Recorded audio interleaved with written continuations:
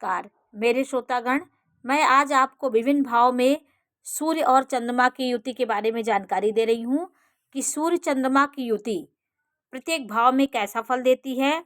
इस बारे में मैं आपको जानकारी दे रही हूँ। अलग अलग फल हर भाव में होते हैं। लग्न से दूसरे, छठे और आठवें भाव में यदि यह युति होती है, दूसरे भाव में यह युति हो, छठे भाव में यह युति हो और आठवें भाव में यह युति हो, तो यह युति आपके जीवन में रोगों की संभावनाओं को बढ़ाती है। यह दोनों की युति यदि दूसरे, छठवें, आठवें भाव में होती है तो आपके नेत्र संबंधी रोग जो होते हैं उसको ये बढ़ाती है। नवें भाव में यहाँ पे युति हो, नवें भाव में यह युति और 10वें भाव में यह युति, भाग्य भाव, नवें भाव को भाग्य भाव कहा जाता है। इसमें ये रहते, यदि ये दोनों की युति है चंद्रमा और सूर्य की, तो यहाँ पे यह युति अच्छी मानी गई है। यहाँ पे यह युति नवम भाव में आपको धनवान बनाती है।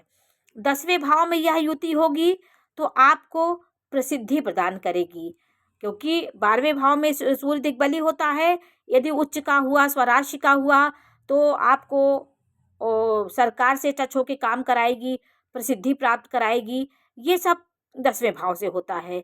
12वें भाव में यदि यह युति होगी, 12वें भाव में यदि यहाँ पे युति हो गई यहाँ पे, तो ये युति आपको, सूर्य चंद्रमा की यह युति आपको, आपका नीच विचार हो जाएगा, आपको विचारों में नीचता लाएगी और आँखों की कमजोरी यह देता है आपको। यह युति 12वें भाव में युति होगी तो यह आपको नेत्र की कमजोरी दिखाता है, क्योंकि यहाँ चंद्रमा अस्त हो जाता है, सूर्य के साथ एकदम प्रकाशहीन हो जाता है। तो यह युति 12वें भाव में कहीं ना कहीं आपकी आँखों की दिक्कत दिखाती है। कर्क राशि और सिंह राशि में यह युति होगी तो जातक दुबला पतला होगा।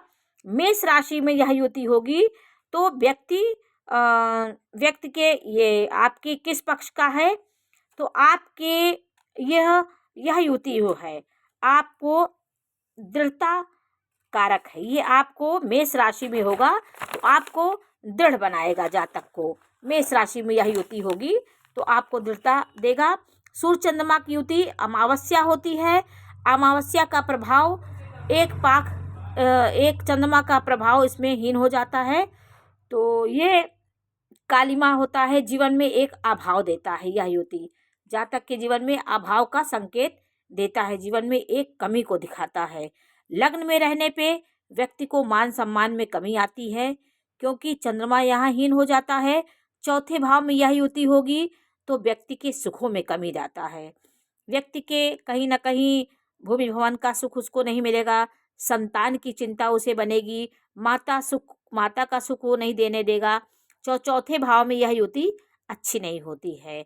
7वें भाव में युति होने से पत्नी के संबंध अच्छे नहीं होते हैं, पत्नी के संबंध में ये दिक्कत दिखाते हैं।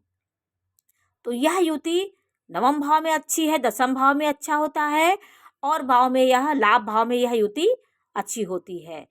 तो इन सब भावों में यह युति अच्छी, सूर्य चंद्रमा की युति भी क्या फल देती है, इस बारे में मैंने आपको जानकारी दी।